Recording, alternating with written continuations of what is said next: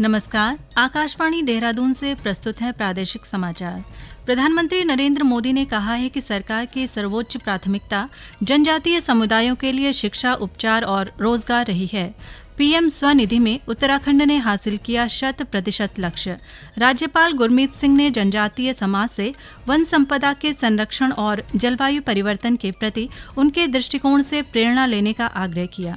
Rajaji tiger reserve के gate आज से पर्यटकों के लिए खोले गए और गुरु नानक जयंती आज देश विदेश में धार्मिक श्रद्धा और उल्लास के साथ मनाई गई। समाचारों के साथ मैं आशा भट्ट और अब समाचार विस्तार से। प्रधानमंत्री नरेंद्र मोदी ने कहा है कि राष्ट्रीय जनतांत्रिक गठबंधन सरकार की सर्वोच्च प्राथमिकता जनजातीय समुदायों के लिए शिक्षा, उपचार और रोजगार रही है। प्रधानमंत्री ने बिहार के जमुई जिले से 6,600 करोड़ रुपए से अधिक की विकास परियोजनाओं का अनावरण करते हुए कहा कि सरकार ने विभिन्न कल्याणकारी योजनाओं के माध्यम से जनजातीय समुदायों को मुख्यधारा में शामिल किया है। जनजातीय समाज की पढ़ाई, कमाई और दवाई, इस पर हमारी सरकार का बहुत जोर है। आज डॉक्टरी हो, इंजीनियरिंग हो, सेना हो, एरोप्लेन पायलट हो, हर प्रोफेशन में आदिवासी बेटे बेटियां आगे आ रहे हैं। ये सब इसलिए हो रहा है क्योंकि बीते दशक में स्कूल से लेकर उच्च शिक्षा तक आदिवासी क्षेत्रों में बेहतर संभावनाएं बनी है। बीते 10 सालों में एनडीए ने, इस सरकार ने 2 नई सेंट्रल ट्राइबल यूनिवर्सिटी देश को दी है। श्री मोदी ने कहा कि उनकी सरकार जनजातीय समुदाय की विरासत और संस्कृति को संरक्षित करने के लिए प्रतिबद्ध है। उन्होंने कहा कि सरकार ने जनजातीय समुदाय की पारंपरिक और लोक चिकित्सा को संरक्षित किया है और अब विश्व स्वास्थ्य संगठन के साथ मिलकर इसे सुव्यवस्थित करने के लिए काम कर रही है। प्रधानमंत्री मोदी ने कहा कि उन्होंने पीएम जनमन और धरती आबा जनजातीय उत्कर्ष ग्राम अभियान शुरू किया है। इसमें जनजातियों को सीधा लाभ सुनिश्चित करके अच्छे परिणाम दिए हैं। उन्होंने कहा कि जनजातीय उत्कर्ष ग्राम अभियान के अंतर्गत आदिवासी गांवों के बुनियादी ढांचे के विकास के लिए 80,000 करोड़ रुपए खर्च किए जाएंगे। उन्होंने देश के आदिवासी गौरव, विरासत, संस्कृति और परंपरा के साथ न्याय नहीं करने के लिए पूर्ववर्ती सरकारों की आलोचना की। सड़क किनारे रेहड़ी ठेली लगाकर आजीविका कमाने वाले हजारों छोटे कारोबारियों के लिए प्रधानमंत्री स्वनिधि योजना वरदान साबित हो रही है।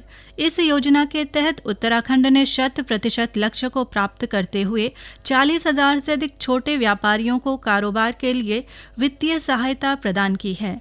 ये योजना मुख्य रूप से कोविड काल में प्रभावित छोटे कारोबारियों को फिर से स्वरोजगार में मदद के लिए शुरू की गई थी। उत्तराखंड में शहरी विकास विभाग इस योजना के लिए नोडल एजेंसी की भूमिका निभाता है। योजना के तहत छोटे कारोबारियों को बिना किसी गारंटी के सुगम ऋण अवधि में कार्यशील पूंजी के रूप में पहले चरण में 10,000, दूसरे चरण में 20,000 और तीसरे चरण में 50,000 रुपए का ऋण उपलब्ध कराया जाता है। मुख्यमंत्री पुष्कर सिंह धामी ने जनजातीय गौरव दिवस के अवसर पर जमुई में आयोजित कार्यक्रम में देहरादून से वर्चुअल प्रतिभाग किया। इस अवसर पर देहरादून में आयोजित कार्यक्रम में मुख्यमंत्री ने पीएम जनमन योजना के लाभार्थियों को प्रमाण पत्र प्रदान किए, जिसमें प्रधानमंत्री आवास योजना, किसान सम्मान निधि और आयुष्मान कार्ड के लाभार्थी शामिल हैं। श्री धामी ने ऊधम सिंह नगर के कुल्हा और कोटद्वार के लछमपुर में पीएम जनमन योजना के तहत 2 हॉस्टल बिल्डिंग का शिलान्यास भी किया। राज्यपाल गुरमीत सिंह ने जनजातीय समाज से वन संपदा के संरक्षण और जलवायु परिवर्तन के प्रति उनके दृष्टिकोण से प्रेरणा लेने का आग्रह किया। देहरादून स्थित राजभवन में आयोजित कार्यक्रम में राज्यपाल ने आर्थिक रूप से सशक्त होने और सामूहिक प्रयासों से जनजातीय उत्थान की आवश्यकता पर जोर दिया। उन्होंने कहा कि भारत की सांस्कृतिक विविधता में जनजातीय समाज का महत्वपूर्ण योगदान है, जिनकी अपनी विशिष्ट बोली, खान पान और पहनावा है। जनजातीय गौरव दिवस के अवसर पर राजभवन में विभिन्न सांस्कृतिक कार्यक्रमों का आयोजन किया गया, जिसमें देश की विविध जनजातीय संस्कृतियों की अनूठी छटा देखने को मिली।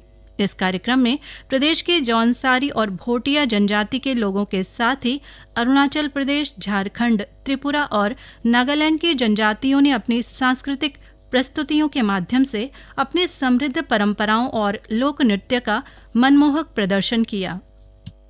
ये समाचार आकाशवाणी के देहरादून केंद्र से प्रसारित किए जा रहे हैं। ताज़ा समाचार के लिए आप हमारे सोशल मीडिया एक्स व Facebook page Akashvani news Uttarakhand को फॉलो कर सकते हैं।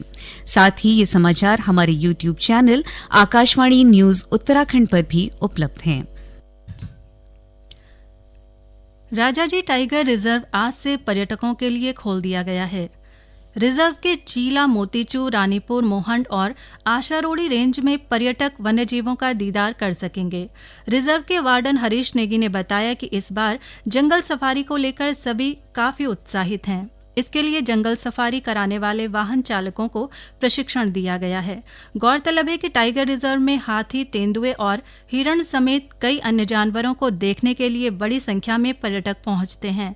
हर साल 15 जून को मानसून को देखते हुए टाइगर रिजर्व के गेट बंद कर दिए जाते हैं और मानसून समाप्त होने पर 15 नवंबर को पार्क पर्यटकों के लिए खोल दिया जाता है। गुरु नानक जयंती आज देश विदेश में धार्मिक श्रद्धा और उल्लास के साथ मनाई गई। सिख धर्म की स्थापना करने वाले सिखों के पहले गुरु नानक देव जी की जयंती को गुरु पर्व के रूप में भी मनाया जाता है।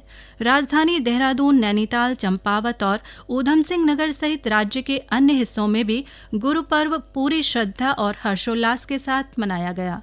इस अवसर पर राज्यपाल लेफ्टिनेंट जनरल गुरमीत सिंह और मुख्यमंत्री पुष्कर सिंह धामी ने देहरादून के रेसकोर्स स्थित गुरुद्वारे में मत्था टेककर प्रदेशवासियों के सुख समृद्धि के लिए प्रार्थना की। राज्यपाल ने कहा कि गुरु नानक देव जी की शिक्षाओं में निहित एक ओंकार सतनाम का मूल मंत्र सभी के लिए प्रेरणा स्रोत है। सबको आज के गुरुपुर्व की, आज के प्रकाश पर्व की लाख लाख बधाइयां देता हूं। आज बहुत ही पवित्र दिन है। आज कार्तिक पूर्णिमा भी है, देवताओं की दिवाली भी है और आज बिरसा मुंडा जी की जयंती भी है। आज हम सबके लिए, पूरी मानवता के लिए सबक सीखने की जरूरत है कि किस प्रकार जो प्रथम गुरु सच्चे पातशाह गुरु नानक देव जी ने हमको सबको सबक दिए थे, जो मार्ग दिखाया था, जो उपदेश दिए थे और जिस प्रकार से उन्होंने सिखाया सर्वबद्धा पला, अगर इस भावना से चलेंगे तो मानवता और समानता का जो उन्होंने आदेश दिया है वो सबसे बड़ा आदेश है। चंपावत जिले के गुरुद्वारा रीठा साहिब और अन्य गुरुद्वारों में विविध कार्यक्रमों का आयोजन किया गया। इस अवसर पर लंगर का आयोजन किया गया, जिसमें हजारों श्रद्धालुओं ने प्रसाद ग्रहण किया। कार्तिक पूर्णिमा के अवसर पर आज हरिद्वार के हर की पैड़ी सहित विभिन्न घाटों पर लाखों श्रद्धालुओं ने गंगा स्नान किया। तीर्थ पुरोहित जितेंद्र शास्त्री का कहना है कि आज के दिन गंगा स्नान और दान आदि करने से विशेष फल की प्राप्ति होती है। आज हर की पौड़ी पे कार्तिक पूर्णिमा का स्नान है और बहुत बड़ी पूर्णिमा है, जो कि भगवान विष्णु की पूजा, माता तुलसा जी की पूजा। प्रातः काल से ही आज लाखों की संख्या में श्रद्धालु गंगा जी में आस्था की डुबकी लगा रहे हैं और अपनी अपनी कामना श्री गंगा जी को अर्पण करते हैं। आज के दिन वस्त्र दान, भोजन, खिचड़ी, दक्षिणा दान करने का विशेष महत्व है। गंगा स्नान करने से प्राणी को समस्त मनोकामना पूर्ण करती है। राष्ट्रीय स्वास्थ्य मिशन के कायाकल्प कार्यक्रम के तहत बागेश्वर जिला अस्पताल समेत अन्य स्वास्थ्य केंद्रों का कायाकल्प अवार्ड के लिए चयन हुआ है। केंद्र सरकार के कायाकल्प कार्यक्रम में बागेश्वर जिला अस्पताल को बेस्ट इको फ्रेंडली अस्पताल श्रेणी में प्रथम स्थान मिला है। प्राथमिक स्वास्थ्य केंद्र कंधार और घेटी को बेस्ट प्राथमिक स्वास्थ्य केंद्र की श्रेणी में पहला स्थान प्राप्त हुआ है। ये जानकारी देते हुए मुख्य चिकित्सा अधिकारी डॉक्टर कुमार आदित्य तिवारी ने बताया कि प्राथमिक स्वास्थ्य केंद्र कंधार को ये पुरस्कार 5वीं बार मिल रहा है। और अब संक्षिप्त समाचार। उत्तरकाशी के जिलाधिकारी डॉक्टर मेहरबान सिंह बिष्ट ने बड़कोट में नवनिर्मित पार्किंग को अविलंब नगर पंचायत को हस्तगत करने और नौगांव व मुंगुरा में निर्माणाधीन सरफेस व मल्टीलेवल पार्किंग का कार्य तय समय सीमा के भीतर पूरा करने के निर्देश दिए हैं। हरिद्वार में गंगा स्नान के लिए जा रही श्रद्धालुओं से भरी एक बस के दुर्घटनाग्रस्त होने से उसमें सवार 25 से अधिक लोग घायल हो गए। घायलों को नजदीकी अस्पताल में भर्ती कराया गया है। प्राप्त जानकारी के अनुसार बस की एक ट्रैक्टर ट्रॉली से भिड़ंत होने के बाद पेड़ से टकरा गई। बस में लगभग 50 यात्री सवार थे। अंत में मुख्य समाचार एक बार फिर। प्रधानमंत्री नरेंद्र मोदी ने कहा है कि सरकार की सर्वोच्च प्राथमिकता जनजातीय समुदायों के लिए शिक्षा, उपचार और रोजगार रही है। पीएम स्वनिधि में उत्तराखंड ने हासिल किया 100% लक्ष्य। राज्यपाल गुरमीत सिंह ने जनजातीय समाज से वन संपदा के संरक्षण और जलवायु परिवर्तन के प्रति उनके दृष्टिकोण से प्रेरणा लेने का आग्रह किया। राजाजी टाइगर रिजर्व के गेट आज से पर्यटकों के लिए खोले गए और गुरु नानक जयंती आज देश विदेश में धार्मिक श्रद्धा और उल्लास के साथ मनाई गई। इसके साथ ही प्रादेशिक समाचारों का यह बुलेटिन समाप्त हुआ। नमस्कार।